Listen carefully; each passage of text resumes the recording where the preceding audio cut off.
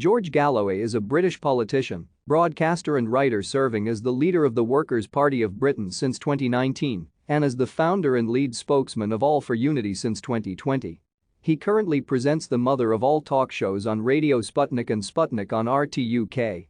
Between 1987 and 2015, except for a period between 2010 and 2012, he was a member of parliament for 4 constituencies, first for the Labour Party and later the Respect Party, the latter of which he founded in 2004 and led from 2013 until its dissolution in 2016.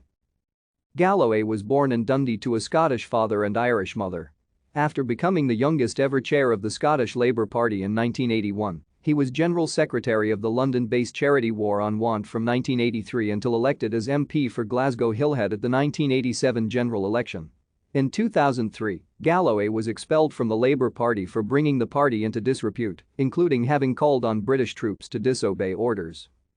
In 2004, Galloway became a member of the Respect Party, becoming party leader by late 2013. Thank you for watching.